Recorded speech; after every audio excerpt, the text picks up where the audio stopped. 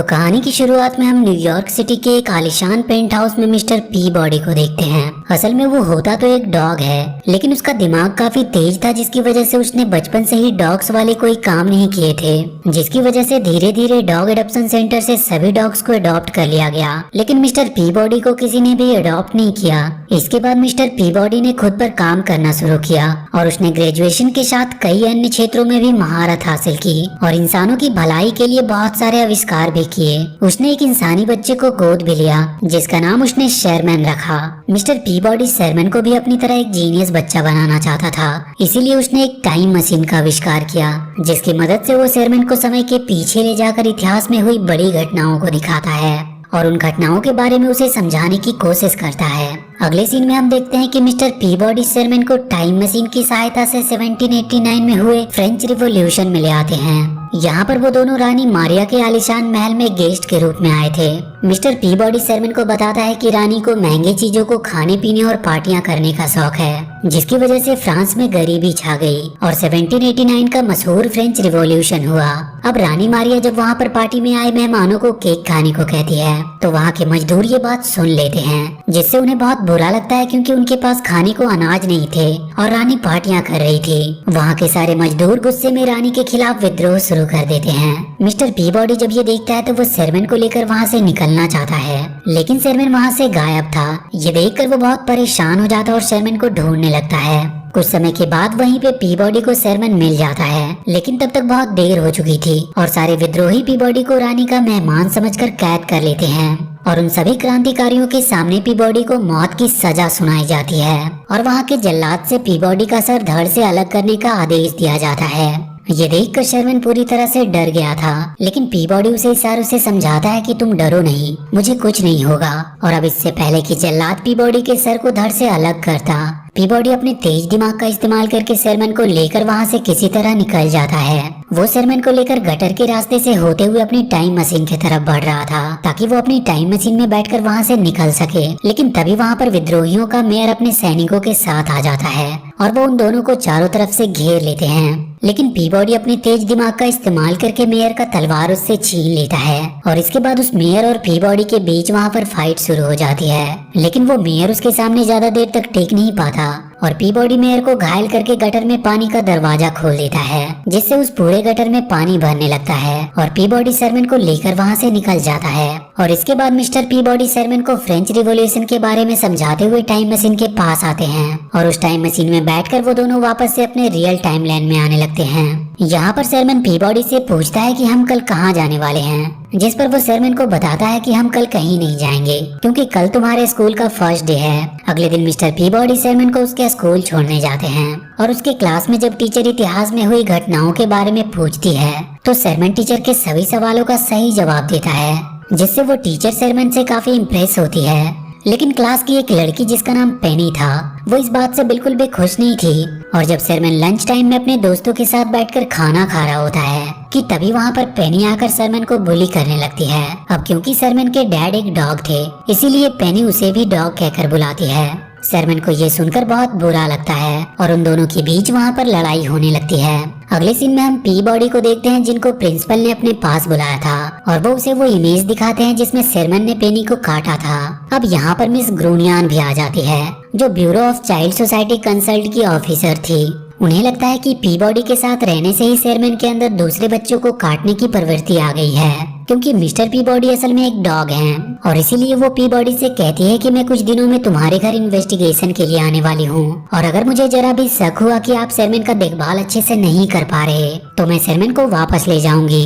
अगले सीन में हम मिस्टर पी बॉडी को देखते हैं, जो शेरमैन को समझा रहे थे कि तुम्हें इस तरह बच्चों को काटना नहीं चाहिए था। इस पर शेरमैन उसे बताता है कि उसने मुझे डॉग कहा था, इसीलिए मैंने उसे काटा। ये सुनकर पी बॉडी इमोशनल हो जाता है और शेरमैन को गुड नाइट बोलकर वहाँ से चला जाता है। अब यहाँ पर पी बॉडी शेरमैन के साथ बिताए हुए पलों को याद करते हैं कि किस प्रकार शेरमैन जब छोटा था तो वो उनको एक टोकरी में पड़ा हुआ मिला था, जिसके बाद पी बॉडी ने शेरमैन को कानूनी तौर पर गोद ले लिया था। अगले सीन में हम पी बॉडी को देखते हैं, जो आज एक अच्छी सी डिश बना रहे थे और जब शेरमैन उससे पूछता है कि आप आज ये डिश क्यों बना रहे हो, तो वो शेरमैन को बताता है कि मैंने पेनी से हुई तुम्हारी लड़ाई को ठीक करने के लिए आज पेनी और उसके पेरेंट्स को अपने घर पर खाने के लिए बुलाया है। शर्मन पेनी को अपने घर पर देखकर बहुत दुखी था क्योंकि पेनी उसे बिल्कुल भी पसंद नहीं करती थी। इसके बाद पीबॉडी शर्मन को पेनी के साथ थोड़ा टाइम स्पेंड करने को कहता है और खुद पेनी के पेरेंट्स को इम्प्रेस करने की कोशिश करने लगता है ताकि उनके बीच की सारी गलतफहमियां दूर हो सके। पीबॉडी ने तो अपने मल्टीपल टैलेंट की वजह से पेनी के पेरेंट्स को काफी इम्प्रेस कर लिया था, लेकिन शर्मन की पेनी से एक ऐतिहासिक मुद्दे पर झगड़ा हो जाती है और शर्मन अपनी बात को साबित करने के लिए पेनी को टाइम मशीन के बारे में बता देता है और वो उसे टाइम ट्रेवल भी करवाता है। वहीं दूसरी तरफ पीबॉडी पेनी के पेरेंट्स को इम्प्रेस करके उनके अच्छे फ्रेंड बन चुके थे, लेकिन तभी वहाँ पर शर्मन आता है जो पीबॉडी को बताता है कि पेनी टाइम ट्रेवल करके 1332 बीसी के मिस्र में चली गई है। ये सुनकर पीबॉडी बहुत गुस्सा होता है क्योंकि उसने पहले ही शर्मन को पेनी से टाइम मशीन के बारे में बताने से मना किया था।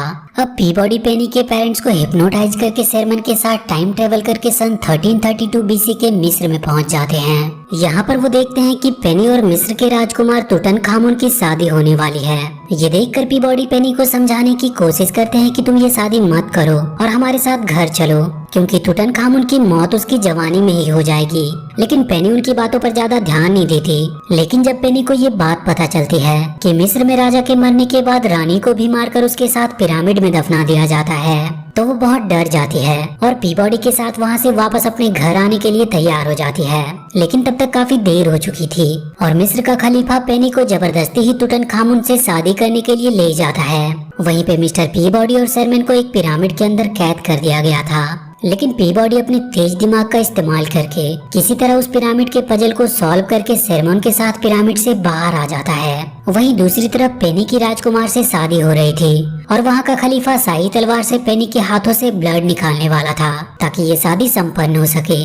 लेकिन तभी पीबॉडी शर्मन के साथ शादी के देवता अनुबिस की मूर्ति के अंदर से खलीफा से कहते हैं कि मेरा हुक्म है कि तुम इस लड़की को महल के मुख्य दरवाजे पर छोड़कर वापस चले आओ, नहीं तो मैं पूरे मिस्र में जानलेवा बीमारी फैला दूंगा। ये सुनकर खलीफा और मिस्र के सभी लोग बुरी तरह से डर जाते हैं और वो पेनी को मेन दरवाजे के बाहर छोड़ने के लिए तैयार हो गए थे।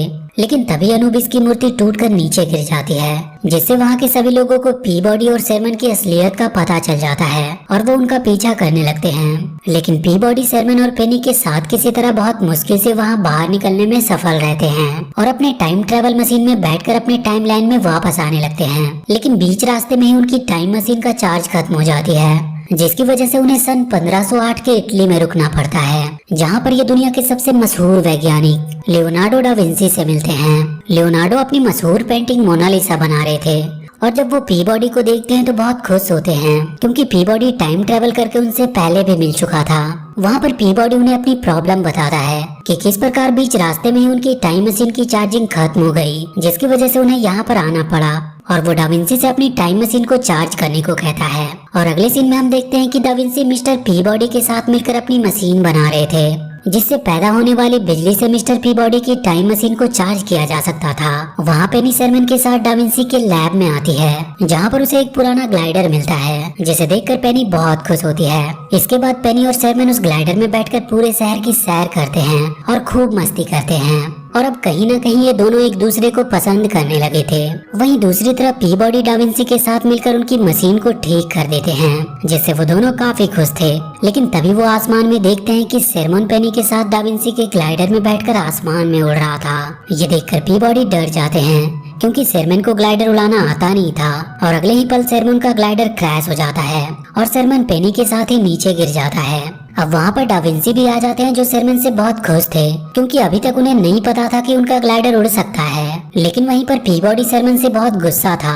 इसके बाद डा विंसी अपनी मशीन की मदद से पीबॉडी के टाइम मशीन को चार्ज कर देता है और पीबॉडी पेनी और शर्मन के साथ अपनी टाइम मशीन में बैठकर वापस आने लगते हैं। अब वापस आते समय क्योंकि पीबॉडी शर्मन से गुस्सा होते हैं इसीलिए पेनी उन्हें मनाने की कोशिश करती है और वो उससे कहती है कि आपको तो खुश होना चाहिए कि शर्मन ने दुनिया में सबसे पहले ग्लाइडर उड़ाया। लेकिन पीबॉडी पेनी की बातों से एग्री नहीं करते जिसकी वजह से उन दोनों में बहस होने लगती है। और उसी दौरान पेनी बोलती है कि अगर आप अच्छे डैड होते तो चाइल्ड केयर वाले आपसे शर्मन को वापस लेने की बात नहीं करते।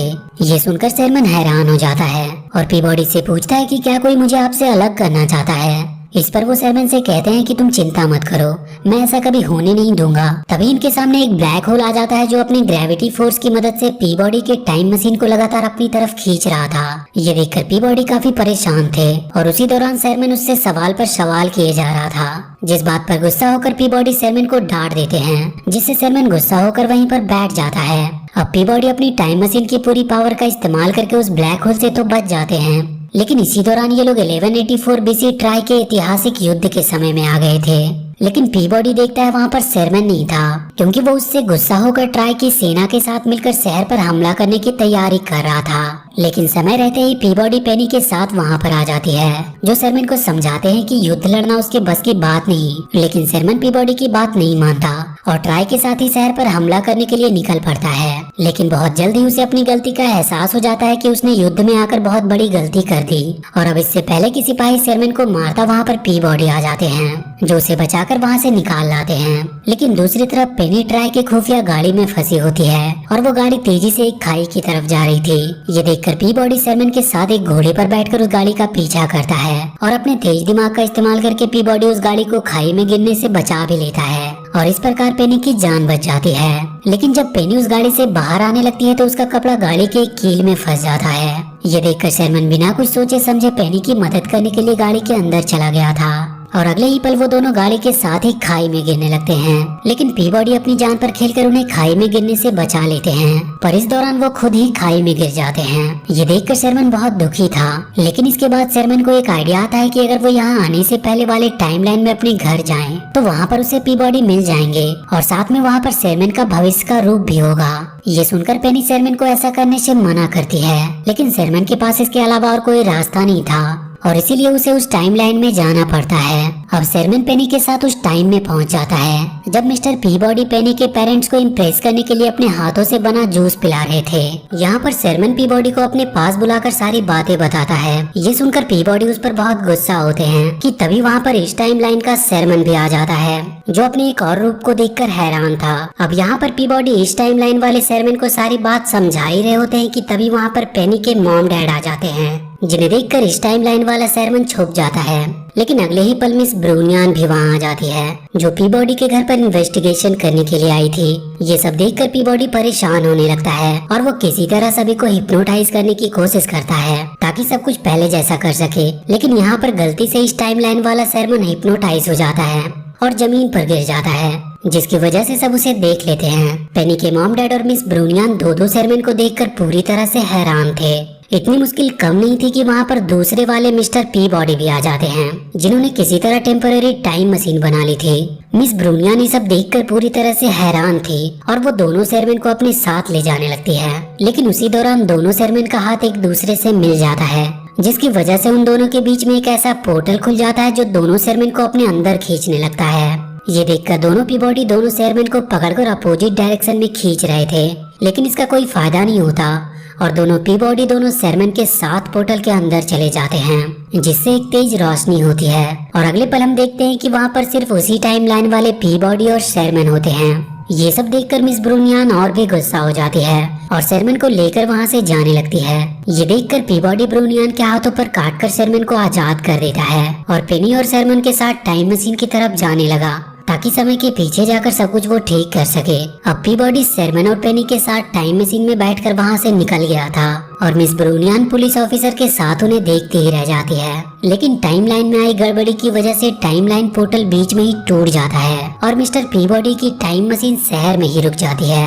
अब टाइम ट्रेवल पोर्टल से वो सभी लोग इनकी दुनिया में आने लगते हैं जिनसे कभी मिस्टर पीबॉडी मिले थे और वो पूरे शहर में तबाही मचाना शुरू कर देते हैं।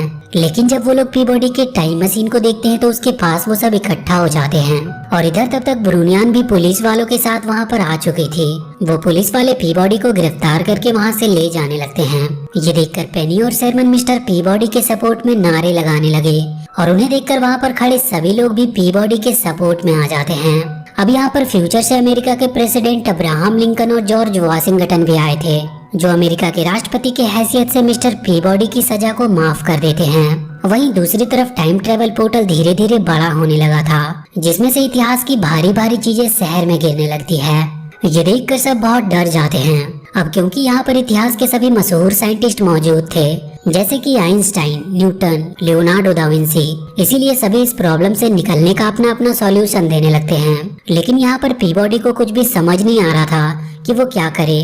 तभी शेरमैन उसे एक आइडिया देता है कि अगर वो फ्यूचर में जाकर ऐसा ही एक पोर्टल ओपन कर दे तो पोर्टल का डायरेक्शन अपोजिट साइड में होगा, जिससे इतिहास से आए सभी लोग वापस जा सकेंगे। पीबॉडी को शेरमैन का आइडिया बहुत पसंद आता है और वो शेरमैन के साथ उन्हीं टाइम मशीन की मदद से टाइम ट्रेवल करके फ्यूचर में चले जाते हैं और वहाँ पर एक ऐसा ही पोर्टल ओपन कर देते हैं जिससे इस पोर्टल का डायरेक्शन बदल जाता है, जिसके बाद इतिहास से आए सभी लोग पोर्टल की मदद से वापस जाने लगते हैं। लेकिन जब ट्राई वापस आता है तो वो अपने साथ मिस ब्रूनियान को भी लेके जाता है। अब सभी के जाने के बाद पोर्टल बंद हो गया था, लेकिन शेरमैन और पीबॉडी वापस नहीं आते। ये देखकर पेनी बहुत दुखी थी क्योंकि उसे लगता है कि शेरमैन पीबॉडी के साथ फ्यूचर में ही फंस गया। लेकिन अगले ही पल वहाँ पर एक जोरदार धमाके के साथ पीबॉडी शेरमैन के साथ वापस आ जाते हैं, जिसे देखकर पेनी बहुत खुश होती है। अगले सीन में हम देखते हैं कि इतिहास से जितने भी लोग मिस्टर पीबॉडी के टाइमलाइन में आए थे वो लोग जाते समय यहाँ से अपनी जरूरत की कुछ एडवांस चीजें लेकर गए, जिससे वो बहुत खुश थे। लेकिन ट्राई तो पूरा का पूरा मिसेज ब्रूनियान को ही अपने साथ ले गया था, जिनसे वो बाद में शादी कर लेता है। अगले सीन में हम मिस्टर पीबॉडी को शेरमैन को उसके स्कूल में छोड़ते हुए देखते हैं और अब इन दोनों के बीच पहले से कहीं ज्यादा अच्छी बॉन्डिंग बन गई होती है। और इसी के साथ ये मूवी यहीं पर खत्म होती है। तो वीडियो अगर अच्छी लगी हो तो please do like and share this video and please subscribe to my channel and press that bell icon.